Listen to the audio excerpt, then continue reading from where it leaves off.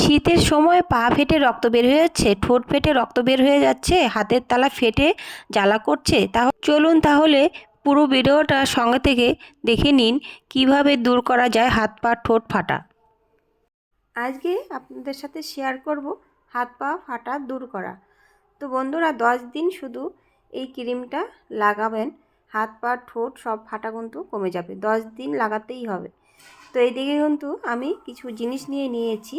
এখানে কিছু সাদা মোম নিয়েছি, ছোট সাইজের সাদা মোম 5-6টার মতো, আর আছে কটা কর্পূর, ছোট সাইজের কর্পূর, আর নিয়েছি ভেজলিন, নিয়েছি কিছুটা সর্ষের তেল। অবশ্যই সর্ষের তেলেই বানাতে হবে এটা, আর নারকেল তেলে বানাতে যাবেন না, নারকেল তেলের থেকে সর্ষের তেলটা বেশি কাজে দেয়। আর এদিকে কিন্তু এবার কিন্তু আমি এই যে মোমগুলো ছাড়িয়ে নিচ্ছি, মানে সুতোগুলো বের করে নিচ্ছি। আর আপনারা চাইলে এটা কিন্তু তেলের মধ্যে দিয়েও মোমটা ছাড়িয়ে নিতে পারেন। আমার কাছে এটাই সুবিধা মনে হয়েছে, তার জন্য কিন্তু আমি এইভাবে ছাড়িয়ে নিচ্ছি। প্রত্যেকটা কিন্তু মোমগুলো এইভাবে ছাড়িয়ে নিতে হবে। তো বন্ধুরা মোমগুলো কিন্তু সবগুলো ছাড়ানো হয়ে গেছে। এবার আমি ছোট্ট একটা কড়াই বসিয়ে দিয়েছি, আর ওভেনটাও ধরিয়ে নিয়েছি। এবার প্রথমেই কিন্তু দিয়ে দিতে হবে সরষের তেল। প্রথমে আমি সরষের তেল দিয়ে দিলাম। এবার দিয়ে দিচ্ছি মোমগুলো।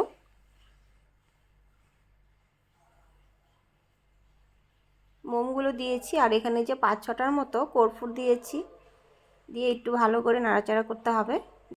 এবার দিয়ে দিব ভেজলিন দিয়ে দিব হাফ চামচ করে দিব, দুবারে 1 চামচ হবে টোটাল। তো হাফ চামচের মতো দিয়েছি, এই যে আরও হাফ চামচ দিয়েছি।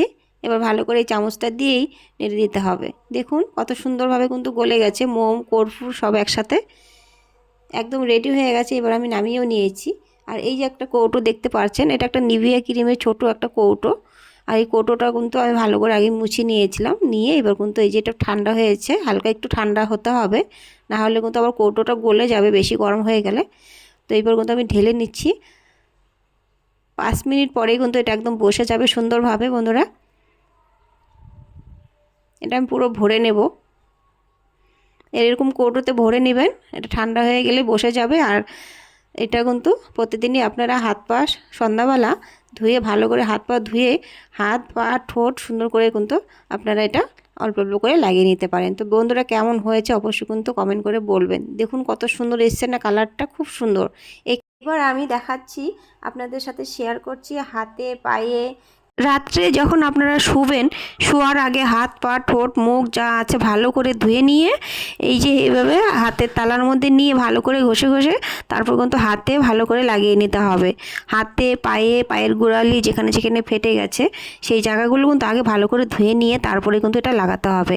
এইভাবে আপনারা টানা 10 দিন লাগিয়ে দেখুন, তারপরে আমাকে কমেন্ট করে বলবেন টা কমেছে কি না। তো বন্ধুরা এই যে পা ফাটা হাত ফাটার ক্রিমটা যে বানিয়ে দেখালাম, কেমন হয়েছে অবশ্যই কমেন্ট করে বলবেন।